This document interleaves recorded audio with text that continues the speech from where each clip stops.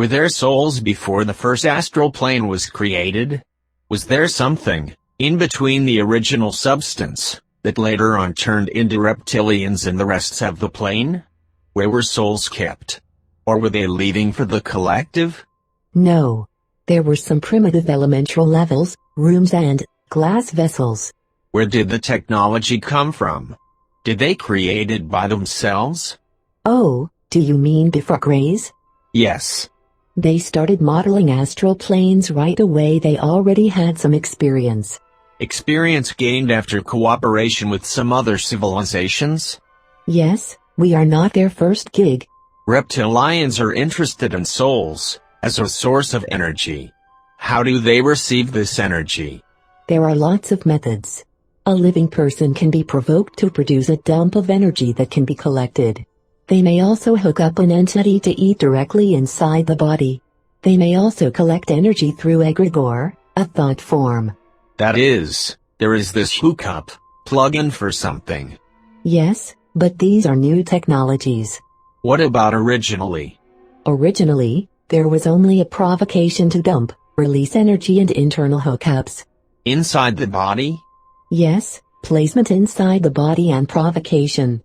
So, they were collecting energy only through direct contact. Yes. As I understand, some fatso sits there on top and sends little ones to collect. Then what? Sucks them out and sends them back? How is it all happening? How is energy transported from low to high reptilians? To initiate an ejection, they simply were provoking someone. The placement was done to make entities grow, not to swallow them. Do you understand? How was the process of eating organized? It's not like going to a restaurant and ordering a sandwich. I am sure it's a different story. At first, it was at the level of the restaurant. Okay. Then they started using a cult to stimulate energy discharge for collection and containerization. Do reptilians consume all the gathered energy right away, or they have some sorts of storage? There are storages. They were receiving energy from other sources when they started here. I mean, they were receiving energy from other colonies. How did reptilians introduce first religions? What were these principles, mechanisms of engagement?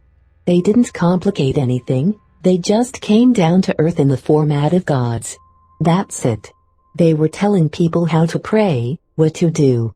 We've established earlier that they can't assume corporeal form.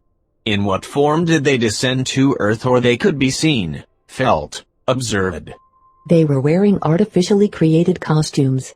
If we look at religions with some sort of creatures, they had a couple of ways. First, they could act through a person by hooking up to a body of a host. The second is to launch a process when the consciousness leaves the body. So, for example, in a cult, it is customary to drink something and get high. And at this moment you can communicate with them. Working with visions, is it work with consciousness? Or they were coming in some form? Why do you think that a conversation with a reptilian in an altered state is any different than a conversation with a vision? Okay, if it is a vision before people and not an entity in its altered state, what if they saw a shimmering figure suspended in the air prophesying something? This is a projection, Gray's technology. So, this is a manipulation. Now, it is very difficult to separate their work methods because they have a lot of technologies that are not theirs. Everybody is contributing and pitching in. What they have now is the result. But when they were here alone, they were struggling. Let's look at it right now. They were appearing in the form of some costumes. I don't know how to explain it. Why is it so complicated if all of these images can be presented through the subconscious? No. You will quickly devaluate everything that is born in your consciousness. It is hard to dismiss what blows at you, burns you, spits at you, touches you, hits you. Things you experienced on the physical level. Tell me please, what is the current method of influencing humanity? Do reptilians still use manipulation, religions, beliefs, or they started to use technology?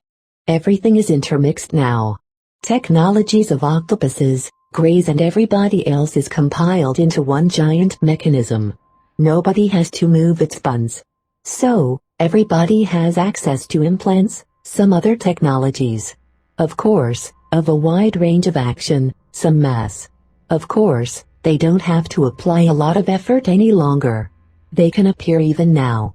But these costumes, they are kind of like projection. I don't know how to explain this. It is not a hologram, but rather some particles gather into something more of a physical nature. But it is inanimate. About the reptilian arsenal, did they receive it from octopuses, greys or someone else? What is the basis of this interaction process? As I understand, the original energy harvest happens by reptilians utilizing egregores. What is the benefit greys and octopuses receive as a result of their cooperation? Energy. Directly or reptilians share with them? They have some sort of percentage ratios. Is it on a level of agreement or a contract? It is an agreement. Are these agreements recorded somewhere? Or there is no need for this? And on what level did this agreement happen? Do greys have representatives? We have identified that reptilians have a hierarchy. AI octopuses? What events lead to these agreements? Treaties were formed on arrival when entered reptilian territory. So, originally there were reptilians, the rest arrived later. Yes. Let's take a look at one scenario and try to follow the process of integration. How do they accompany the implementation of their plots in the life of a human? What is happening on the subtle energetic plane before the incarnation and during the incarnation? The program for the incarnation is prescribed in the contract for incarnation. Everything is considered and matched: parents, place of living, people that come into life. It's a certain plan. So, it is the consent of the soul. But not always. How is that? Some are asked, some not. Those who already agreed to cooperate are not asked. That is, if someone agreed during the previous incarnation, that is pretty much it. The contract is signed. Some are prisoners, they are not asked. It has to be looked at on a one-by-one basis. It could be that a person unknowingly performs actions of a contract, which happens often. At this time and in this reality, a person performs his actions unconsciously 99% of the time. What influences his decisions? He is fulfilling his contracts, agreements, but this is an original stipulation. What about the sum of events, facts, situations, everything that leads to a specific scenario? What influences the occurrence of these situations? The contract. So, when incarnating, one has no choice but to follow. But you would have a choice if you realized that you have a contract. What if I don't remember any contract? I don't know if I have one, I am not aware of it. What choice do I have? I can choose what I want. I can go left or go right. No. Try to understand, if there is no awareness, there is no choice. You don't want to, but you are going anyway. Going and going to school, going to work. Going here, going there, you have no choice. There is a certain set of implants, there's a certain set of contracts, which together make up your life. Suppose, a woman enters into a contract for violence or something else, she will choose from a crowd of men those who will hurt her. To her, they are the best, she simply will not notice anybody else because of the contract. There is also an implant. Let's suppose, she meets a different, normal man, she will behave like an idiot. But with those who give her a good beating, she is on the best behavior. This is the difference between an implant and a contract. So, essentially, contract is the same as the program. But nobody will be running around you all of your life. There are some capacious souls, however, which are being watched closely, who are being followed, who are very important and significant on the astral plane, or those with worldwide importance on the physical plane. That is, in the corporeal world. They are being fussed over. The rest of the people is simply biomass moving around according to its given vector. And that is it. No one wastes any time on those. All sorts of small parasites correct them on a small scale, making sure that things go according to plan, and correct implants as needed, but this does not apply to those who are part of experiments. The level of control is different there. Look, a loan taken from a bank does not always imply that a person will pay it off. But there are regulatory authorities or a set of laws that force a person to comply out of fear for consequences. What do you need? They also have regulatory authorities. So, in any case, getting into certain conditions. Let's take an example. If it is not clear, let's say, there is a woman born who must be in an unhappy marriage all her life, suffer and cry, give birth to 150 children and die from exhaustion. And so she falls, according to her contract, into a Muslim family somewhere in an isolated village where all religious principles are strictly followed. And here she is born and raised and given in marriage by her parents to a person whom she does not love. She is given away for 35 sheeps, everybody is happy.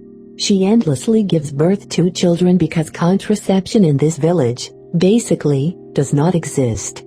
So there, the contract is fulfilled. So far I understand. She starts coughing, and since they have no medicine, she dies. So the contract was such that it was enough to put her into these conditions. The fact that she had implants installed at the same time is one thing, but the entry point itself already identified most of the points that were originally spelled out. This is a simplified scenario when correctly specified conditions determine the implementation of the contract, but they don't always bother with it and do corrections during the process. That is, in the end, we have determined that the fulfillment of the contract is primarily due to the original conditions, where the soul incarnates. It could be the environment, social structure, living conditions and so on. You know that you're the same.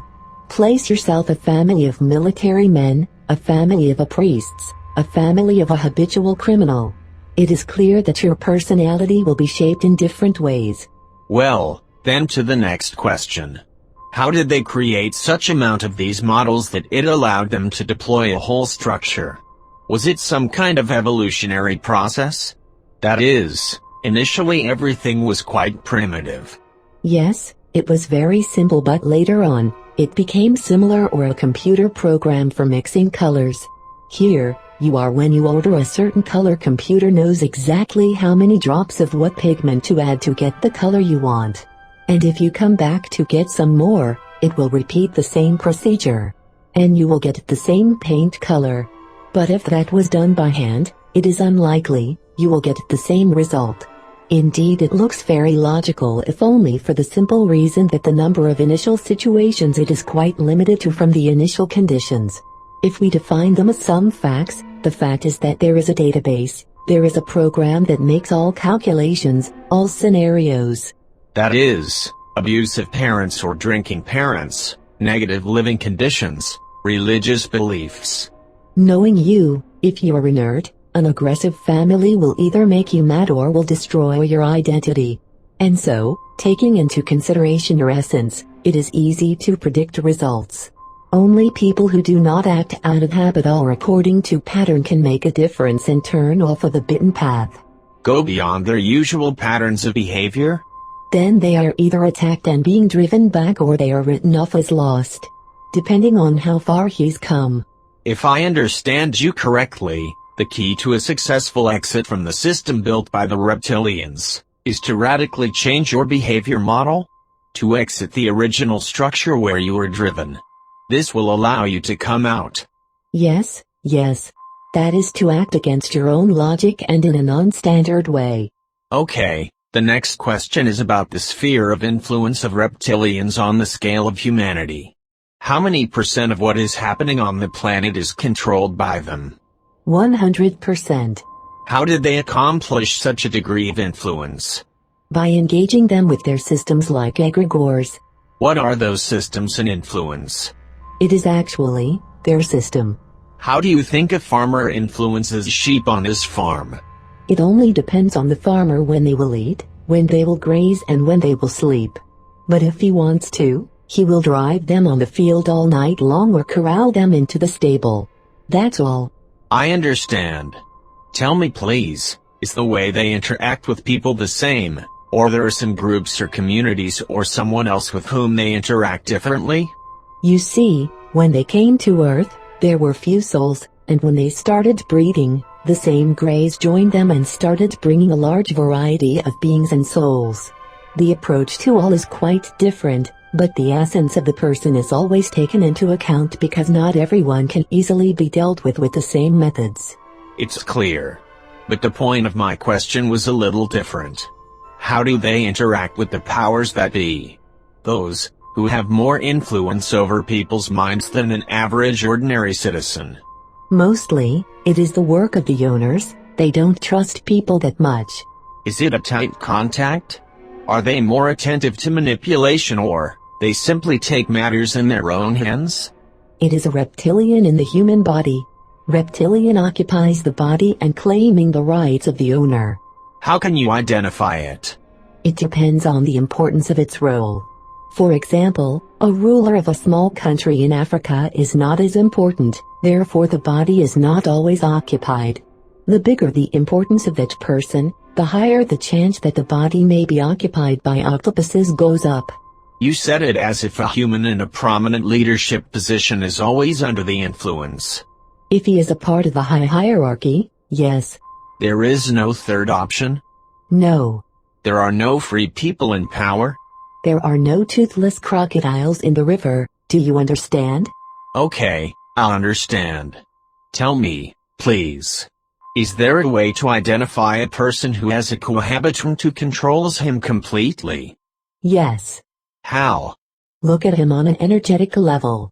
And he will be seen. How does the cohabitant move in? The way I understand, it happens with the permission of the host. Do you understand? There is no need for permission. It would only be needed if a person lived on a free planet. Here, on another hand, everybody already has all the permissions and loopholes. The trick here is that, while you are within your mother's field, they may claim you because they already received permission from your mother. Do you understand? That is, there is no such moment where you can make a choice. Okay, what about the person who is influenced on a global scale? Does he actually understand what is happening to him, the essence of events? Does he have a chance to get out of their influence? Do you mean those in power? Those under the total control, locked up in their own bodies. Or does it even cross their mind? No, they already think they are very cool. There is no sign of possession, they are controlled very quietly. We just talked about the powers that be. You are not including the influence of octopuses. There are simply no thoughts that could slip through. They take this seriously. Countries, that is small change so to speak, are different because it is easy to control the world by arranging them around. A lot of forces are thrown at it, forces like executives, religious, and political leaders.